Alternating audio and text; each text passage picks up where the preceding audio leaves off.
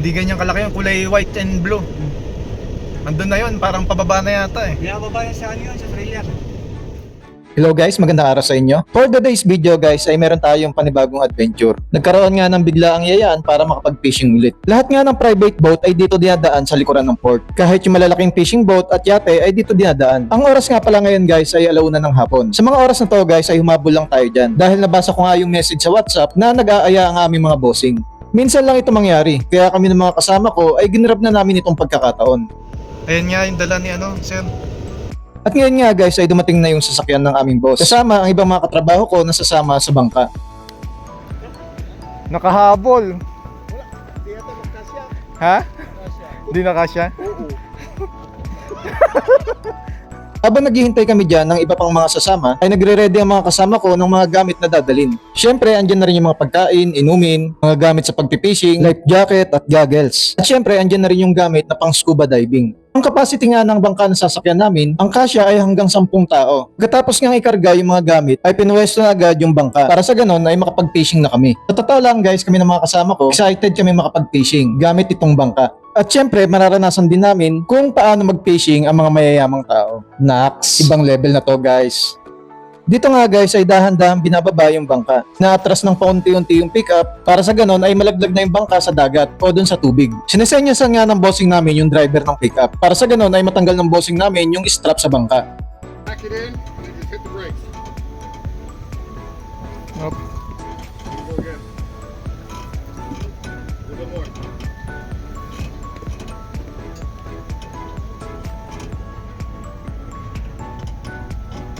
Up. That's good.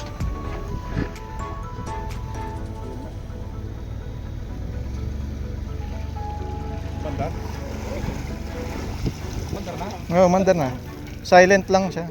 Matapos nga ng ilang minutong paghihintay para maibaba yung bangka, ay pumunta naman kami sa platform para sa ganon ay makasakay na kami sa fishing boat. Buti nga ngayong araw guys ay binigyan tayo ng magandang panahon. Dahil nga dito sa island ay madalas dito nagbabago ang panahon. Pagdating nga ng bangka dito sa platform ay inabot sa akin ng kasama ko yung lubid at tinali ko ito sa sabitan.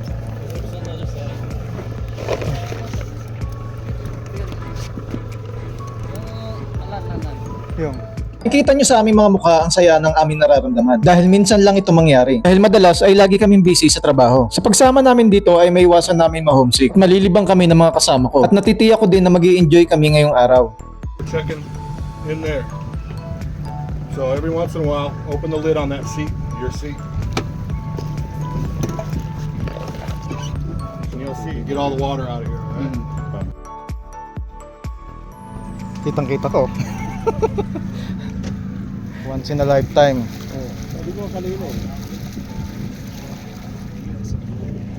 Ito na yung port guys. Matagal ko nang pinapangarap ang makapag-fishing gamit ang fishing boat na katulad nito. Kaya kung may huli man o wala, ay bonus na lang iyon para sa akin. Jones Beach, di ba? Oh, Jones Beach to guys.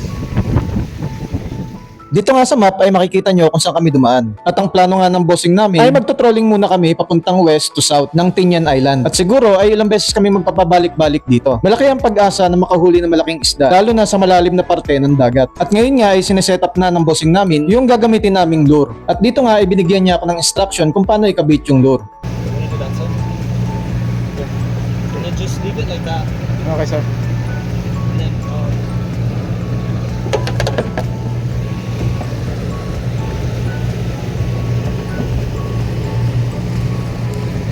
Ang line na gamit namin ay halos nasa 100 pounds. At ang gamit naming lure ay parang pusit na iba-ibang kulay. At sa laki ng hook na ito ay natitiyak kung mamaw ang mabibiktima nito. Yun, dito kami kanina eh. Umikot lang tayo dito, di ba? Pagdating nga namin sa pwesto ay nakita namin yung ibang ibon na malalaki na nanguhuli ng kanilang makakain. At ang target nga nila ay maliliit na isda na nasa ibabaw ng dagat. Hinahabol niya eh, oh. Nakahuli? Hindi nahuli. Ha? Hindi. Kahit pisang binabanatan yan. Oo. Ayun, tumatalon, no? Paglipas nga ng ilang minuto at nasa malalim na kami ng dagat. At dito yung bossing namin ay kumukuha ng tiyempo para bitawan yung aming lure. Sabi niya kailangan ay malayo yung pagbato sa lure. Dahil kung magkakamali ka ay maaaring sumabit sa propeller o doon sa hélice ng bangka. At ang bilis ng bangka namin ay halos nasa 40 kilometers. At ang layo ng lure namin mula sa bangka ay umabot ng 100 meter. Kailangan daw ay laging i-check ang line. Dahil kung minsan pag nag-strike yung isda at sumabit na doon sa may hook ay hindi na siya nakakalangay na maayos. At hinihila na lang ito ng mabilis na bangka. Makikita nyo sa video kung gaano kabilis yung bangka sinasakyan namin. Kaya sa hindi inaasahan ay ito ang sumunod na nangyari.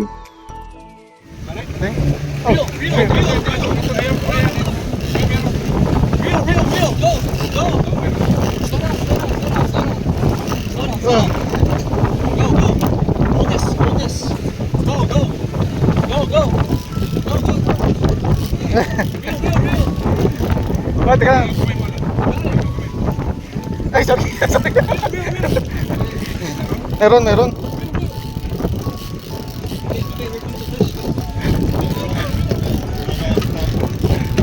Kung ako ang tatanungin nyo guys, ito ang gusto kong laban. Dahil mararamdaman mo yung pagkamamaw ng isda. Hindi madaling hilain yung isda. Pero kung makikita nyo yung itsura ko dito, ay hindi maalis yung ngiti ko sa muka. Habang tumatagal ay tumitigas na rin yung muscle ko sa braso. At bumabagal na rin ang aking pag-grill.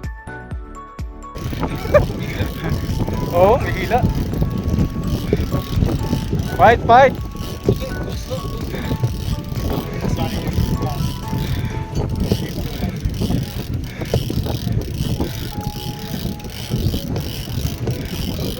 Sa mga oras na to guys ay bumabagal na talaga ang aking pag-grill. Kaya sa tingin ko ay kailangan ko nang humingi ng tulong sa mga kasama ko.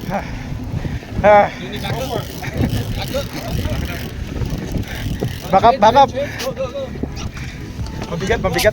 Okay nyo dun? If you stop reeling, the hook comes out. Okay. Look at that big It's trash. good fish. Keep going. Malaki yan. Nakita ko na, yan na. He's right there. It's too big. It's big. Don't put him in the prop. Oh, barakuda. Tanigi. Kingfish. Here, Hila nga. Kingfish. put him in the prop. Oh! Oo, sayang. Sa hindi inaasahan guys ay nakawala yung ating isda. Nakakapanghinayang pero kung hindi talaga sa atin ay hindi talaga para sa atin. Ang isda na yon ay isang tanige. At ganito ang itsura nun. Ay sorry guys, wrong picture. Hindi pala yan. Ito ang itsura ng tanige. Kingfish o wahoo. At ang adult size nito ay maabot ng 3 feet o higit pa. Sa pagkakataong ito ay nagsimula ulit kaming mag-trolling. Ito nga ay pumipihit na pakaliwa itong sinasakyan naming bangka. At itong bossing namin ay sineset up niya ulit yung lure. Kung makikita nyo sa video, nasa parteng kaliwa na ang island. At ang ibig sabihin nun ay nakaiikot na ang aming bangka. Sa tingin ko kung nahuli ang isda na yon, ay natitiyak kung walang mapaglagyan ng saya ang mga kasama ko. Panay kwentuhan at tawanan na mangyayari dito sa loob ng bangka. Nag-adjust kami ng haba ng aming line at chinek din namin kung gaano kalayo na ang aming lure. Hindi ko na mabilang kung ilang beses na kami nagpabalik-balik sa lugar at kung ilang beses din kami nag-adjust ng line. Dito namin napagtanto ng mga kasama ko ang hirap ng pagpipishing sa laot. Ibang level talaga kapag dito ka sa malalim na parte ng dagat dahil marami kang mararanasan. At ang unang-una na dyan ang lakas ng alon. At kung mamalasin ay maaaring umuwi ka na walang huling isda. Alas 4 na ng hapon sa mga oras na ito at wala pa rin nagpaparamdam ng strike ng isda. Yung nakikita nyo sa video guys, ito yung mga fishing spot na pinupwestuhan namin sa island. Nadaanan namin dyan yung likuran ng CUC, sa Nazareno, sa Grotto, sa Flaming 1 at sa Flaming 2. Thank you.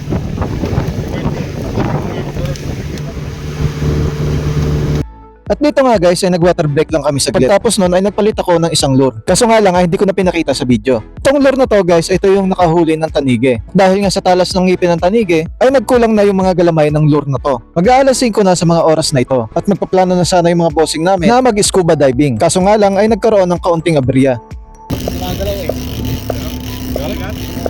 It's heavy.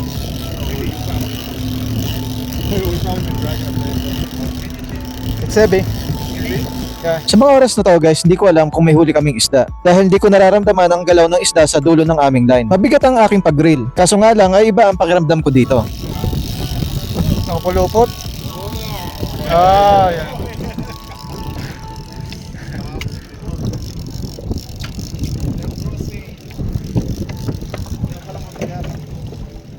Oh man, we are tied. You're tied all the way in there, dude. Let it back out.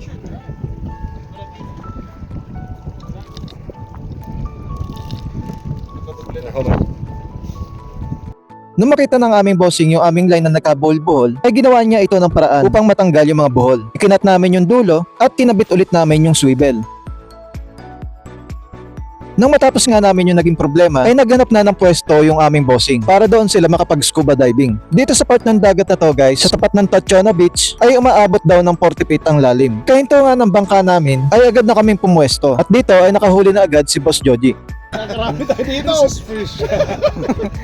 Parrot. Yan pala eh. Three-tail ras. Three-tail ras. Yan pala. Dito sa Nadagdagan pa. Ganyan na lang tayo. Dito nga guys sa Tachona Beach ay hindi na kami madalas dito pumuesto ng pagpipishing. Dahil nga dito sa beach na to ay maraming turista dito na nagsuswimming. Paglusong nga ng bossing namin ay sinubukan ko na dito na gumamit ng lure. At siguro ay nakilangkas din ako.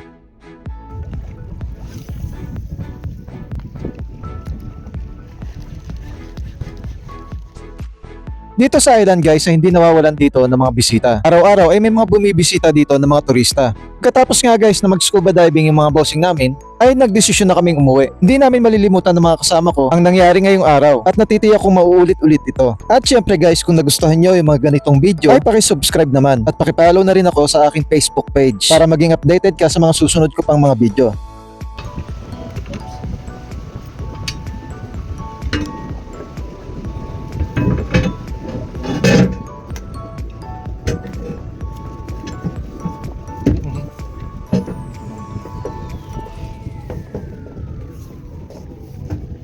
Ito pala inikot natin.